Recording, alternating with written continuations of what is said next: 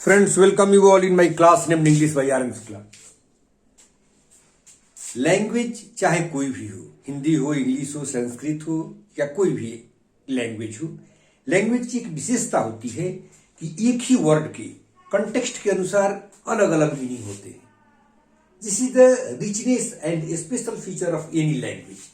तो इसी क्रम में हम आज ये सीखेंगे कि हिंदी का वर्ड जो पानी है उसका विशेष अर्थ में कैसे प्रयोग किया जाता है.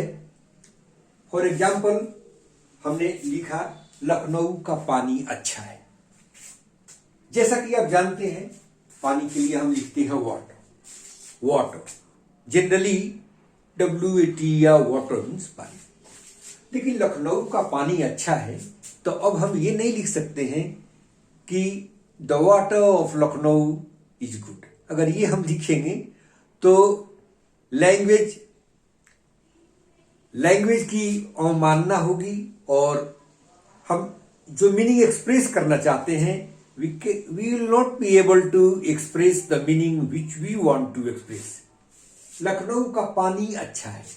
यहां पानी तो लिखा हुआ है लेकिन मतलब वाटर से नहीं है. यहां लखनऊ का पानी अच्छा है, यहां पानी से मतलब जलवायु से है. तो अगर हिंदी में हम इस तरह का प्रयोग करते हैं तो इंग्लिश में हमें उसके लिए स्पेसिफिक वर्ड का यूज करना पड़ेगा. लखनऊ का पानी अच्छा है, इसके लिए हम क्या बनाएंगे? The climate of Lucknow is good. The climate of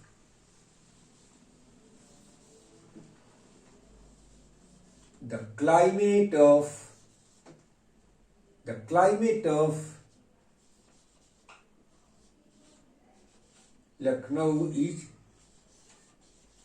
good. The climate of Lucknow is good. उसी तरह लेकिन जैसे मुझे एक ग्लास पानी दो, तो यहां तो इस पानी से अर्थ हमारा वाटर का ही है. तो यहां हम वाटर का प्रयोग करेंगे. Give me a glass of water. Give me a glass of water. Give me a glass of water. तो यहां तो हमने वाटर का प्रयोग कर लिया. अब जैसे है अभी पानी पड़ रहा है. अभी पानी पड़ रहा से सेंस क्या है कि अभी बारिश हो रही है. तो हम यहां ये नहीं लिखेंगे कि it is falling water now. अब हम लिखते हैं यहां it is raining now. It is raining now. It is raining now. अभी पानी पड़ रहा है मतलब अभी बारिश हो रही है. आप मेरा पानी रखें. आप मेरा पानी रखें. यहां पानी से हमारा क्या तात्पर्य है? यहां पानी से है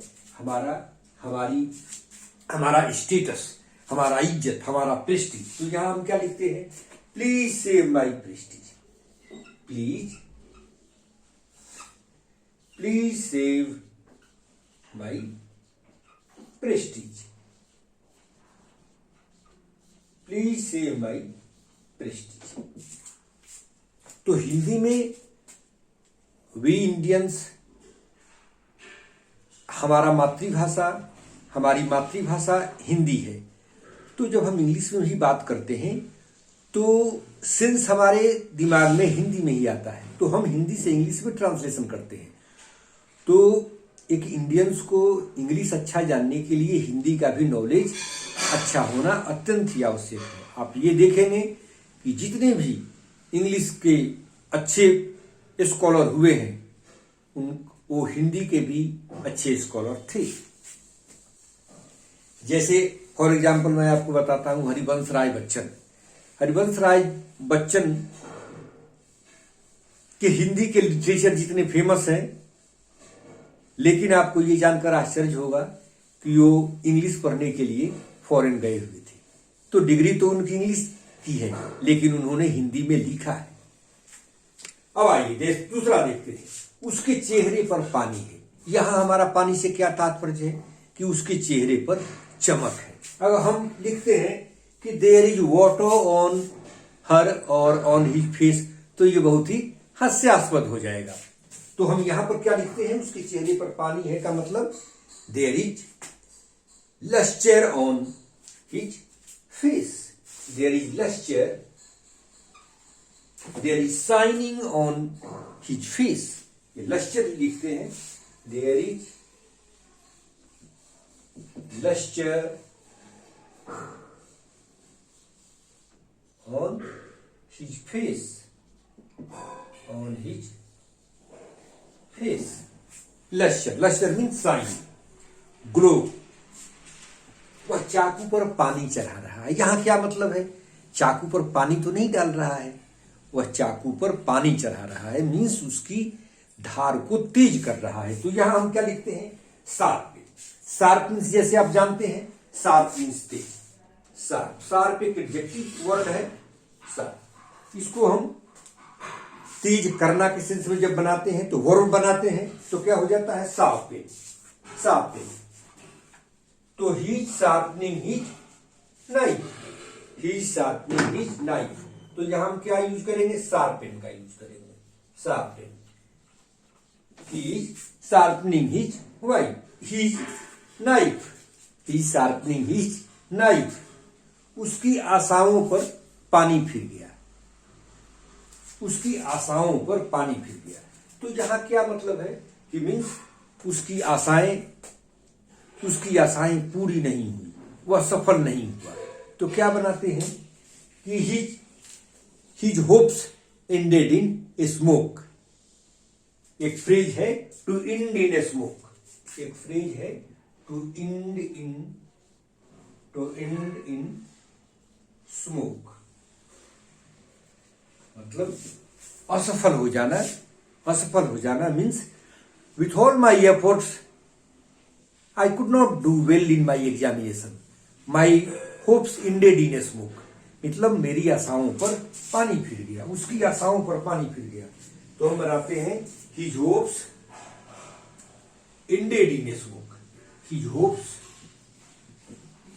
hopes ended in smoke. Ended in smoke.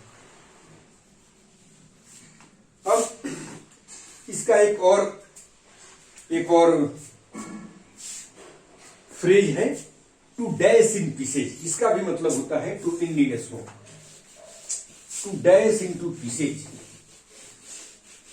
To dash into pieces. इसका भी मतलब होता है टू एंड इन स्मोक, उसकी आशाओं पर पानी फिर गया। तो टू डैश इनटू पीसेज, इसका भी उपयोग हम कर सकते हैं टू डैश इनटू पीसेज। इसका भी मतलब वही होता है कि असफल हो जाना, जो हमने सोचा था वो बिल्कुल नहीं हो सका। तो इसको हम लिखते हैं कि his hopes dash into pieces. ये याद रखना है, याद रखने से आपको लिखने में, बोलने में बहुत आसानी होगी, आपका कन्वर्सेशन अट्रैक्टिव होगा, इंचेंटिंग होगा। His hopes dashed, his hopes dashed into pieces. His hopes dashed into pieces means his hopes ended in smoke. अब कहते हैं मेरे मुंह में पानी भर आया, मिठाई को देखकर मेरे मुंह में पानी भर आया। यहां क्या मतलब है? यहां हम पानी भराना के लिए क्या लिखते हैं? My mouth began to water, मतलब मेरे मुंह में पानी आ गया तो began to water। या I was tempted, seeing the sweets I was tempted। Temptation एक वर्ड होता है, टेम्पटेशन। टेम्पटेशन मीन्स लालच, टेम्पटेशन, टेम्पटेशन, टेम्पटेशन। इसका वर्ब फॉर्म क्या है? इसका वर्ब है टेम्प्ट, इसका वर्ब फॉर्म है टेम्प्ट। तो उसके मुंह में पानी भराया को क्या बनाएंगे? आई वॉज, या मेरे मुंह में पानी भराया तो I was tempted, I was tempted seeing the sweet meets, मिठाइयों को देखकर मेरे मुंह में पानी भर गया, या my mouth began to water seeing the sweetmeats. Having seen the sweetmeats his mouth began to water. अब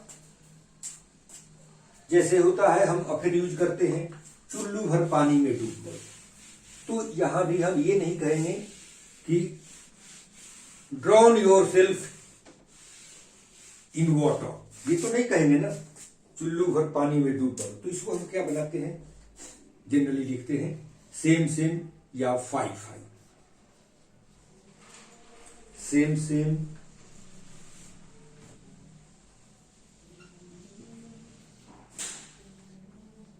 सेम सेम, या हम लिखते हैं 5-5। ये इसका मतलब होता है चुल्लू पर पानी में डूब पड़ो। तो दोस्तों ये आज मैंने आपको बताया कि जो वर्ड पानी है उसके कंटेक्स्ट के अनुसार डिफरेंट मीनिंग होते हैं और इंग्लिश में उसके डिफरेंट वर्ड्स होते हैं। तो कहाँ कैसे प्रयोग करना है, if you pay attention to this class, it will be very beneficial for you to use such sentences correctly. Thank you very much.